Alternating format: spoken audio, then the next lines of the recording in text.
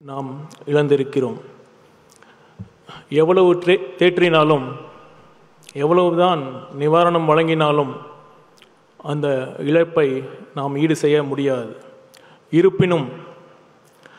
இருப்பினும் உங்கள் குடும்பத்தில் ஒருவனாக இருந்து உங்கள் தேவைகளை அனைத்தும் நான் பூர்த்தி செய்வேன் என்று தலைவர் அவர்கள் சொன்ன அந்த வார்த்தைகள் அந்த குடும்பங்களுக்கு பெரும் ஆறுதலாகவும் பெரும் நம்பிக்கை தருவதாகவும் இருந்தது என்று சொன்னால் அது மிகையாகாது. ஏனென்றால் மக்களை உண்மையாக நேசிக்கும் ஒரே தலைவர் நம் வெற்றி தலைவர் அவர்கள். கரூர் நிகழ்வுக்கு பிறகு எவ்வளவோ சவால்கள், எவ்வளவோ தடைகள்,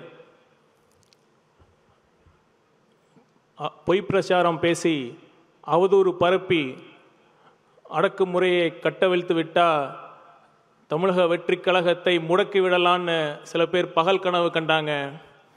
முடக்கிறதுக்கு இது ஒன்றும் காசுக்காக ஆரம்பித்த கட்சி இல்லை.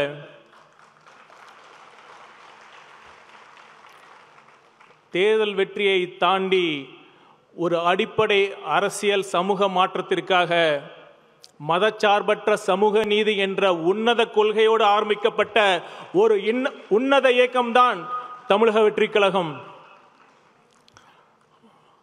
ஒரு புறம் சிபிஐ விசாரித்துக் கொண்டிருக்கிறது. நிச்சயம் உண்மை வெளியே வரும். இன்னொரு புறம் மறைந்த 41 உயிர்களுக்கு நாம் செய்யும் உண்மையான அஞ்சலி என்று நான் கருதுவது என்னவென்றால், நாம் எந்த நோக்கத்திற்காக இந்த இயக்கத்தை ஆரம்பித்தோமோ,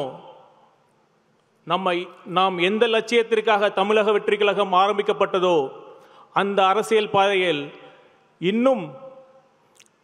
இன்னும் அதிகமாக கொள்கைப்பற்றுடன், இன்னும் அதிக விவேகத்துடன் முழுக்க மக்கள் நலன் சார்ந்த அரசியலை முன்வைத்து 2026 நம் வெற்றி தலைவர் விஜய் அவர்களின் தலைமையில் ஒரு நேர்மையான நல்லாட்சி அமைவதே இறந்து போன அனைத்து உயிர்களுக்கும் நாம் செய்யும் உண்மையான அஞ்சலியாக நான் கருதுகிறேன். நிச்சயம் அதை நாம் செய்வோம். சரி,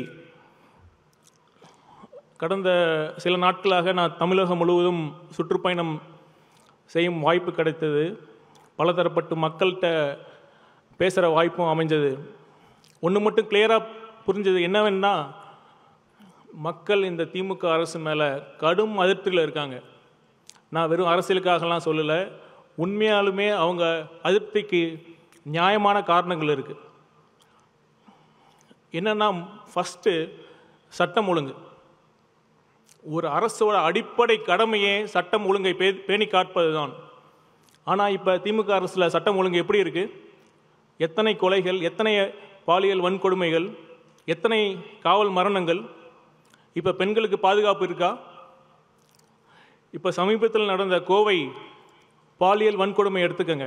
இது ஒரு தனிப்பட்ட சம்பவம் அல்ல. இது காவல்துறையில் நீண்ட நெடுங்காலமாக இருக்கிற நிர்வாக சீர்கேட்டின் ஒரு வெளிப்பாடு தான். அப்படி என்ன நிர்வாக சீர்கேடு? ரொம்ப அடிப்படையான விஷயம். இப்போ காவல்துறைக்கு ரெகுலர் டிஜிபி இது பிளே ஸ்டோர் மற்றும் ஆப் ஸ்டோரில் இருந்து பாலிமர் செயலியை QR கோடு மூலம் பதிவிறக்கம் செய்யுங்கள். செய்திகளை உடனுக்குடன் பெறுங்கள்.